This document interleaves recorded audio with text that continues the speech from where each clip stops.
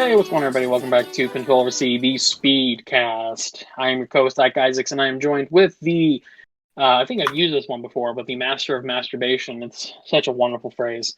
Such a wonderful phrase. We have Salsa Shark here at the ready. What is up, man? Yeah, same as always. Just sitting behind a keyboard, typing dumb shit on Twitter, and watching people go crazy. Hell yeah. Hell yeah.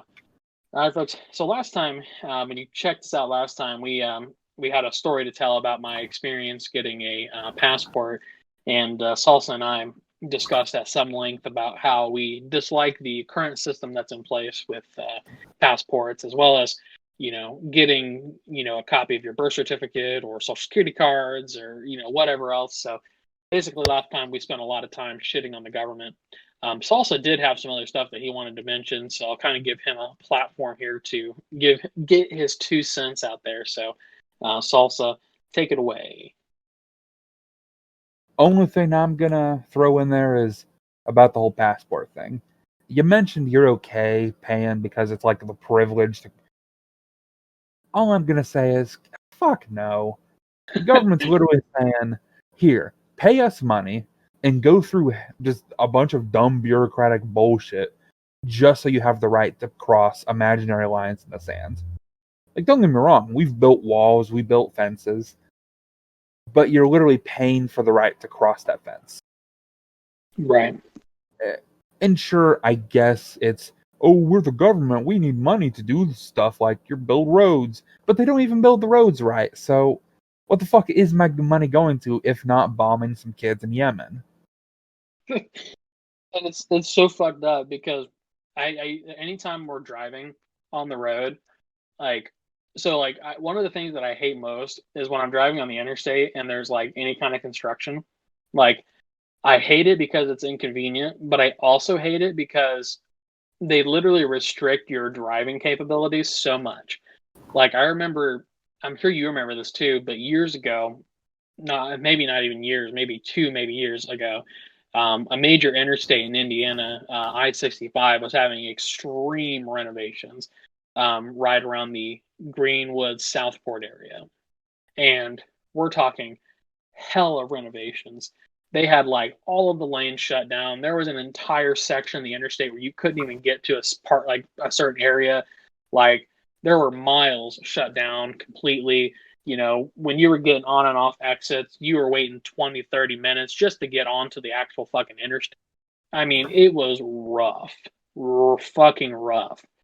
And every time I saw this, it would just enrage me to the point of like pure unbridled anger, because we talked about it last time. You pay to insure your car, you pay to register your car, you pay for your car, you pay taxes on all of that.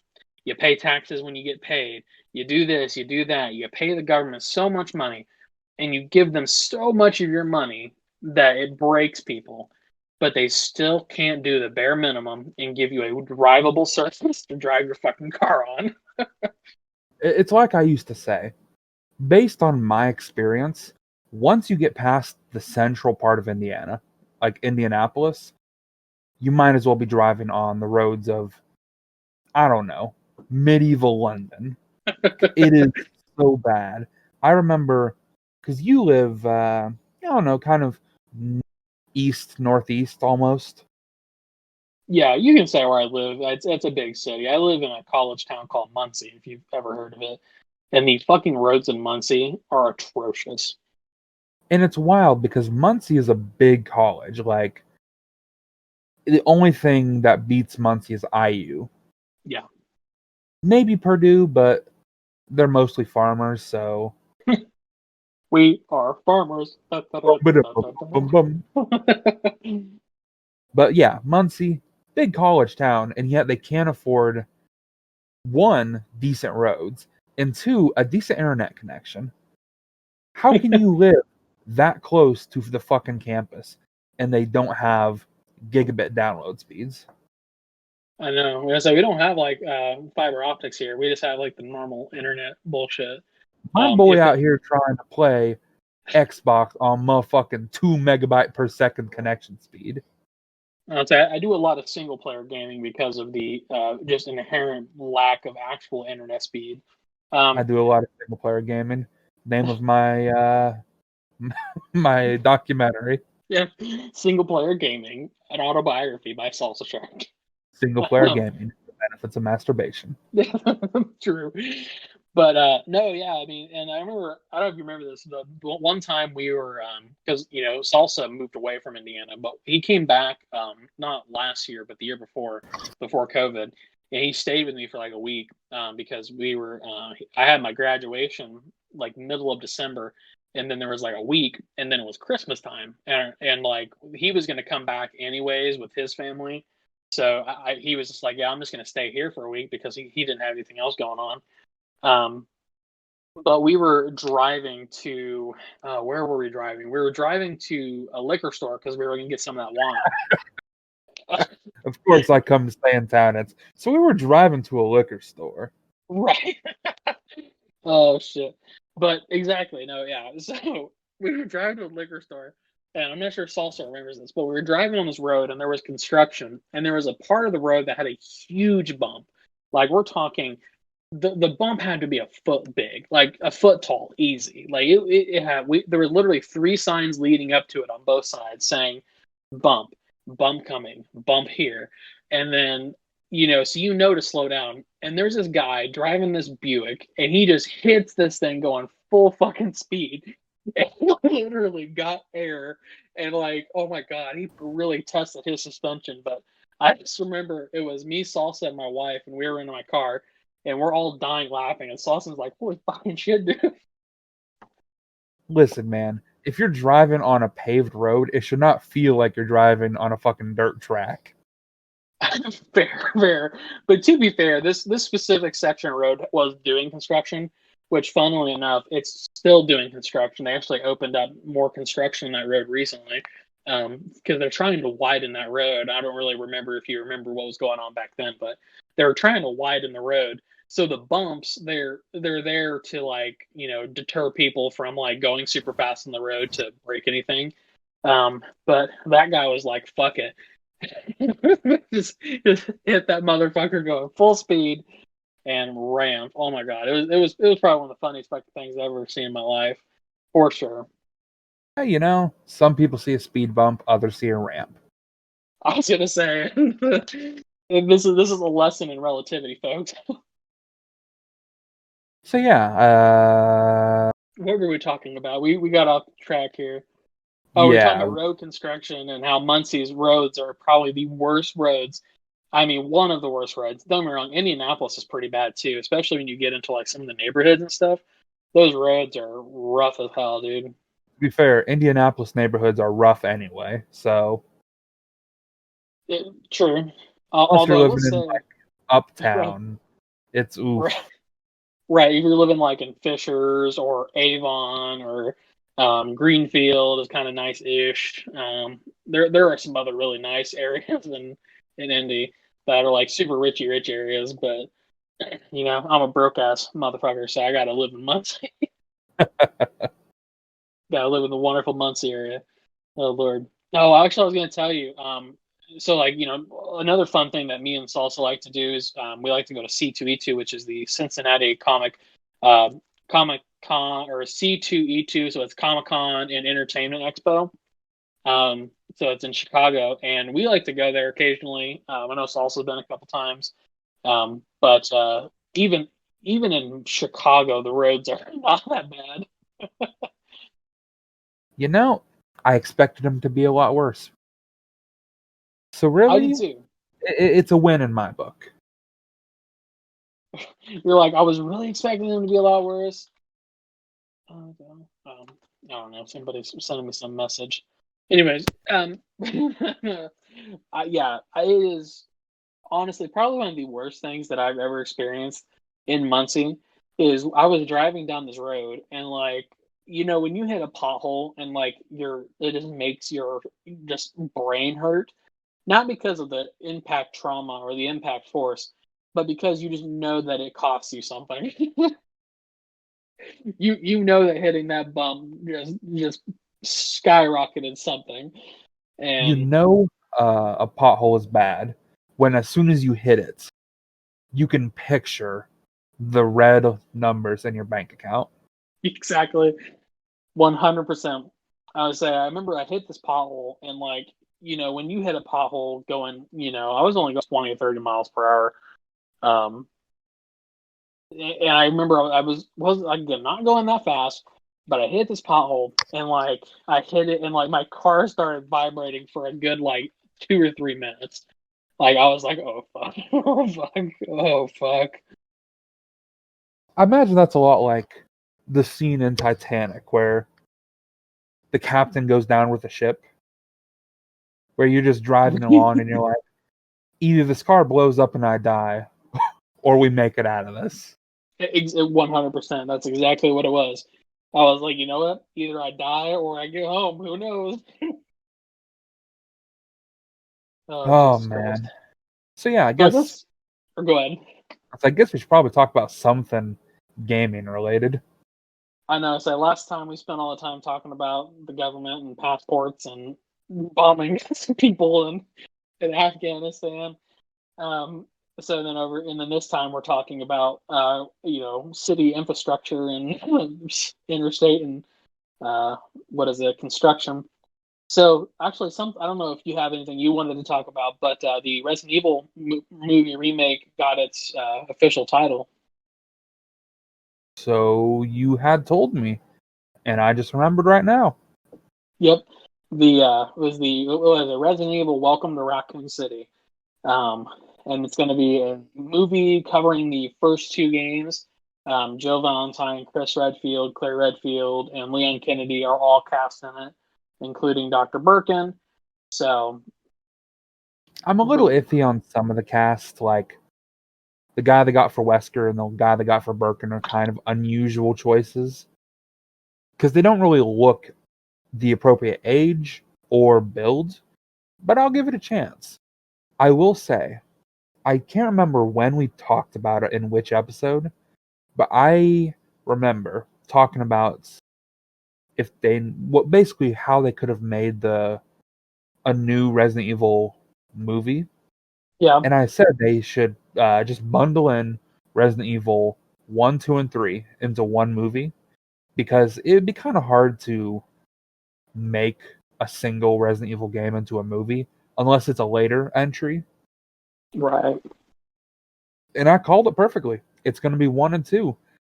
I kind of think they should throw 3 in there, but Well, that's what I was going to say is that to an extent, I have a feeling that they'll have to kind of include three unless they're just going to cut out, um, Jill even being in Raccoon City during the events of two, because the events of two are not necessarily, because I guess Resident Evil 3 takes place technically before and after Resident Evil 2, right? yes. Before she goes into like the 6-day coma, it's before Resident Evil 2, and then yeah, I got you. So, I mean, they might be able to fit some of Resident Evil 3 into this movie. I mean, because obviously Raccoon City explodes at the end of Resident Evil 3, and at the end of Resident Evil 2, they're able to make it out through the train system, like that tram system that they have underground. yeah. So, I mean, I honestly, it just kind of depends on how they do it. If they do it right, I feel like they could probably include three, but it would just need a little bit of reevaluation. The thing is, it would make sense to include 3 for the sole reason that if you look at the timeline between the games, Resident Evil 1 takes place like a couple weeks before Resident Evil 2. I don't think it's even a couple weeks. I thought it was like maybe a week. It's a very short amount of time. I just know Right. that in the let's see. Because Resident Evil 2 begins with both Claire and Leon coming to Raccoon City All right, after so the right, outbreaks already happened. it's a lot longer. Resident Evil 1 takes place in July 1998. Resident Evil Oh, 2 takes place in September. oh, you were asking me if how long Resident Evil 1 happened before the other games. Yeah. I thought you were asking how long Resident Evil 3 was before Resident Evil 2. And I was like, it couldn't have been more than like a week or so. I'll say, But according to this, oh, that's weird. what is it? According to the timeline on the official fandom wiki, Resident Evil 3 takes place between September 26th to September 28th. But according to this as well, Resident Evil 2 starts September 29th and September 30th. So somehow the city got destroyed, and then Resident Evil 2 took place. Hold up, some shit's not adding up here. Alright, One of so these things just doesn't belong here. I'll paint the way I think they should do the movie. Okay. Resident Evil 1 and Resident Evil 0. Bundle it in together as the mansion incident and have that happen in like July and the first half of the movie. Then there's can be a little like a second chapter where it shows what happens to the Stars team, how they get disbanded, and the police chief is like actively slandering them and putting them down. And then in September is part 2 where it focuses more on the Resident Evil 2, Resident Evil 3 incident. But I will say, in like the Resident Evil, like the part 2 area, where they're talking about what happened between 1 and 2, it would be a lot of good to kind of cover the things they don't show in the games. Like how there are just mysterious killings that can't figure out. They think there's a cannibal cult, but they don't know it's just zombies. That sounds like a really good rock band name, Cannibal Cult. It probably is a real band. I know there's one called Cannibal Corpse. Let's see. Cannibal cults. Well, I was expecting a band to come up, but the first thing was a list of incidents of cannibalism on Wikipedia. I will open that for later. But yeah, like, I think there's a lot of stuff they can cover in there. And if they make it like a good 3-hour movie, that's plenty of time to cover the first Resident Evil 0 and 1, an interlude where they kind of introduce Leon and how he ends up being moved from I think it was New York to Raccoon City. They can cover I think so. I'm pretty sure. Let's see.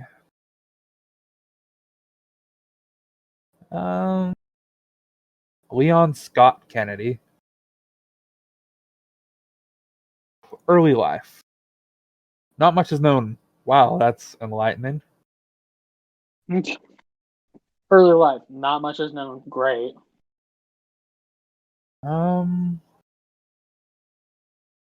This is weird. It doesn't show where he was before.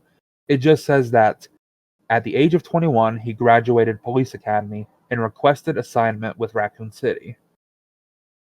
And the reason for it was the widely publicized murders taking place in the Arklay Mountains. Like I said, perfect opportunity. It shows him graduating and moving there because of the infamous cannibal murders in the mountains.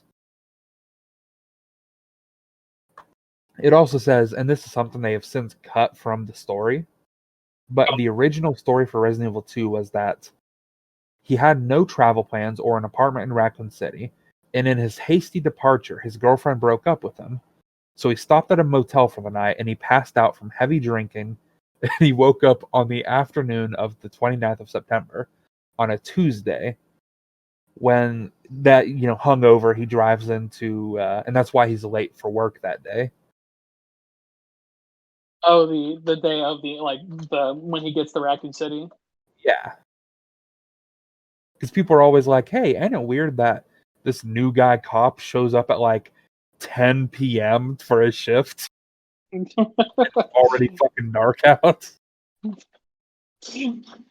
What is he, a fucking narc? Alright, so yeah. Continue with your plan here, director. Okay. So the chapter 1, 0 and 1. Chapter 2, kind of covers Leon graduating from police academy. You can throw in some stuff about the murders. That way it sets up the premise for why Leon moved to Raccoon City. Then we can kind of show, here's what happens. He gets the word to come to Raccoon City on X day. He starts planning for that, but then cut back to Raccoon City. Things are going to shit. Zombies are quickly overtaking the city. And for some reason, all communication is cut. It's a perfect time to kind of introduce the Umbrella Security Service. They cut all contact to the outside world. And then there's some debate about whether or not would it be Umbrella who quarantines the city, or would it be the government? I think that it would probably be Umbrella, because especially how relatively low key the pandemic was kept, I would imagine that Umbrella tried to initially keep it in house, but that the government eventually had to step in to nuke them. It's tough because there's so many conflicting stories within the universe. In one version of events, the Umbrella Security Service goes in, cuts off contact, and kills any survivor before they can escape the city. And then, at some points, the government is informed and then just bombs the city before it gets out of control. In another version of the story, I believe the version they tell in Degeneration, the military set up checkpoints all around the city so that if anyone tried to escape, they would get gunned down.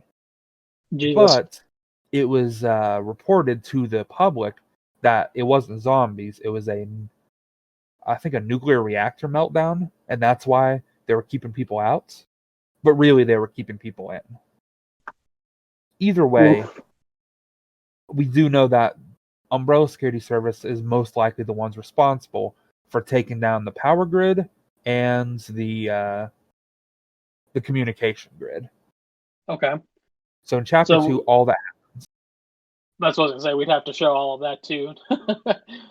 It's a little much, but I think that's why 3 hours is the perfect time limit. 1 hour for the first two games, 1 hour for the interlude, which covers everything from the Arclay murders, Leon Kennedy graduating, finding out about the murders, and moving to Raccoon City. And then, Umbrella, observing the situation leading up to Resident Evil 2, at which point there's a side story about Umbrella taking out survivors, collecting data, stuff like that. It's basically all the hunk USS stuff. Yeah. And then the third hour is Resident Evil 2 and 3. It's two side stories running simultaneously. Technically 4. You can you include like the mercenaries. Yeah, it would be Jill's side story and Carlos' side story. But for argument's sake, you could just lump them in together, rewrite the story since it is, creative liberties and all that, and just have them kind of operate together to get out of the city. Or just have Carlos be a side character who keeps showing up in her side story. Yeah. And then that's kind of how the games are set up. You're playing as Jill, and occasionally Carlos will pop in. Exactly. And then eventually there's like Carlos's own storyline that he has, when Jill goes comatose because of Nemesis. And I think they could pretty much do exactly that in the movie, is just 1-to-1, have it be Jill's story, she goes comatose, then Carlos takes over for her segments, and then, she comes back, and then those two finish the story together. Simultaneously, in a different part of the city, different city, different part of the city, and different time period. You have Leon doing his thing, and Claire doing her thing. Obviously, their story intertwines quite a bit, but depending on how it's written, it could still be I don't know. I feel like they could do it in a way that either they just have Leon and Claire lumped together and Carlos and Jill lumped together, or they could branch out and have like 4 concurrent storylines. But I think that would be a bit hard for your average not Resident Evil fan. You know what I want? You know what I want in this movie? Sorry, just to interrupt you briefly.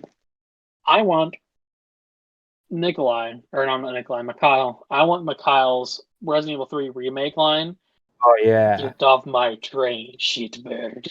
God, Mikhail is such a great character in both versions of the game. Really is a shame. Well, that's on it. I think I was about to say the same thing you were. It's a shame that they killed him off so early. That would be good. Something they could throw into the movie is kind of, show the full story of the Umbrella Biohazard Containment Service. Show what happens from boots on the ground to when it, where we see in the games, where it's just Mikhail, Nikolai, and Carlos.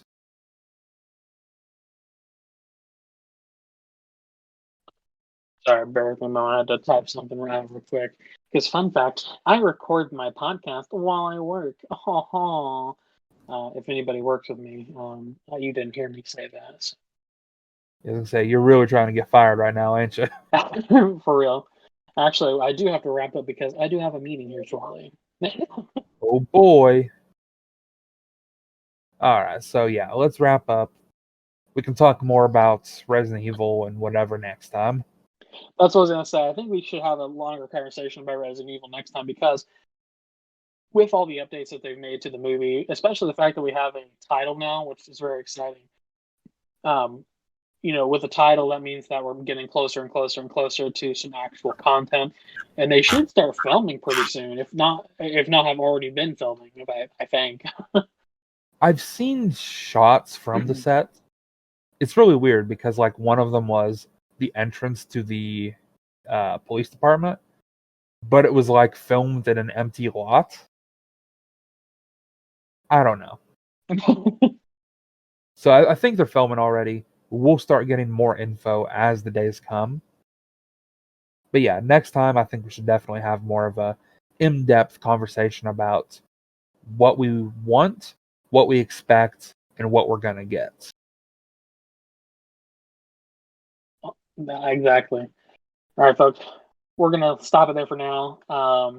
But as always, first and foremost, sorry, I lost my train of thought, man. My brain is scrambled. But follow us on social media, follow us on Facebook, follow us on Twitter. Follow me and Salsa personally on Twitter as well. And then the channel, of course, has a Twitter and a Facebook, as mentioned, and that's in the description and at the end of the video. And as always, everybody out there, give us a like and a subscribe. Stay safe, stay happy, stay awesome. And Salsa, close us out. Don't like. Y'all have no excuse not to follow me on Twitter. I am a comedy genius. And that's about it. Bye.